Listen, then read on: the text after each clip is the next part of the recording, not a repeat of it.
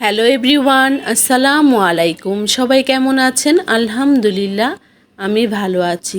এই তো আজকে বৈশাখের দুপুর থেকে আমি একটি ভিডিও নিয়ে চলে আসলাম আপনাদের মাঝে। সারাদিন কি কি খেলাম, কি করলাম, আর মেয়েদের নিয়ে, হাজবেন্ড নিয়ে বের হয়েছিলাম মেলাতে, তা নিয়ে একটি ব্লগ শুরু করেছি।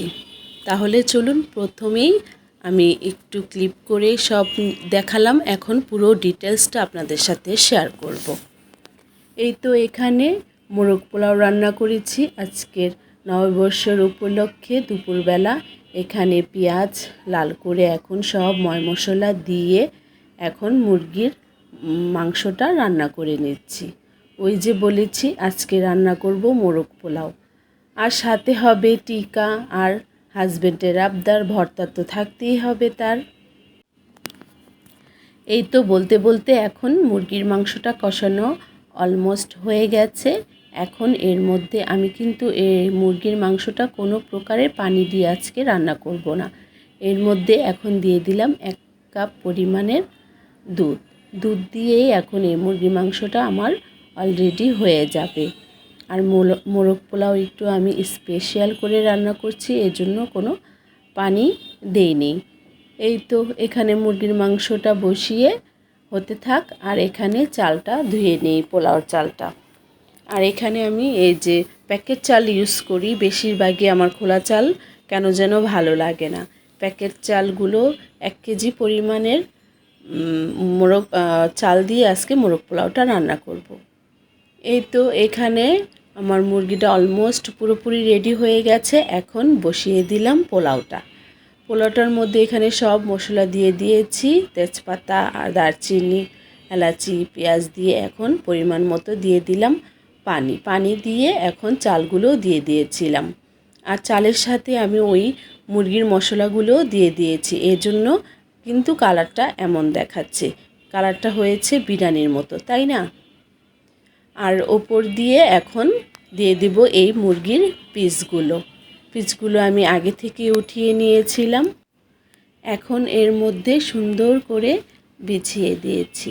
আমি এভাবেই মোরগ পোলাও রান্না করি, তাই আপনাদের সাথে আমি যেভাবে রান্না করি সেভাবে আপনাদের সাথে শেয়ার করলাম।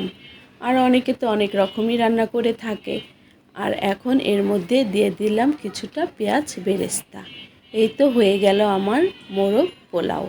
দেখুন কেমন হয়েছে। ভালো লাগলে অবশ্যই লাইক, কমেন্ট, শেয়ার করবেন, সাথে সাবস্ক্রাইবও করে দিবেন।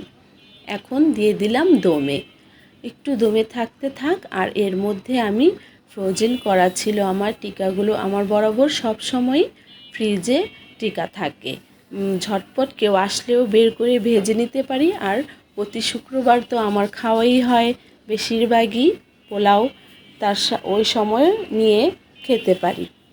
আর এখন হাজবেন্ডের আবদার শীতল শুটকির ভর্তা বানাচ্ছি, তার পোলাওর সাথে ভর্তা থাকতেই হবে। আজকে কাঁচামরিচ, শুকনো মরিচ আর সাথে রসুন পেঁয়াজ দিয়ে একসাথে আমি ভর্তাটা করে নিচ্ছি। আর আজকে ব্লেন্ড করে নিয়েছিলাম হাতে, আর কি পাটায় বেটে নেই। এই তো বলতে বলতে আমার সব রেডি হয়ে গেছে। এখন খাবারও বেড়ে নেওয়ার পালা হয়েছে। এখানে হাজবেন্ড বেড়ে দিচ্ছে মেয়েদের, আর আমি ওদের আর কি খাবার সার্ভ করছি। এই তো আমার মোরগ পোলাও, ভর্তা, টিকিয়া সব হয়ে গেছে। একসাথে হাজবেন্ড নিয়ে, বাচ্চাদের নিয়ে খেয়ে নিলাম। আলহামদুলিল্লাহ বৈশাখের দুপুরটা অনেক ভালো কেটেছে। আর কার কার কেমন কেটেছে অবশ্যই কমেন্টে কমেন্ট করবেন।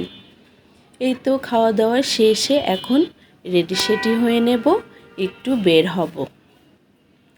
রেডি হয়ে নিয়েছি। আজকে একটি শাড়ি পরেছি, আর সে শাড়িটা কিন্তু আমার আগেই ছিল।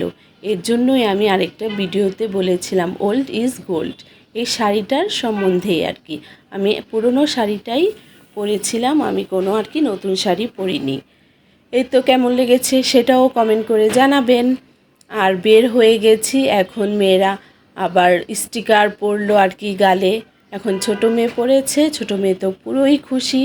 আবার সবাইকে বলছে আসলে সবাই পড়বেন। এই তো আর কি ওর অ্যাডভাইস যা দেওয়ার সবসময়ই দিয়ে থাকে। লাইকও বলল। সাথে আমার ওই মেয়ে দিল না, সাথে ভাতিজিও পড়েছিল। আর এখানে এত পরিমাণের ভিড় ছিল, আর মেলা বলে কথা, মেলায় তো ভিড় অবশ্যই হবে। এখানে অনেক ভিড়ের মাঝে আবার বড় আপু, তারপর ছোট ভাইয়ের বউ, ওরা আবার একটু কিছু কেনাকাটা করছে।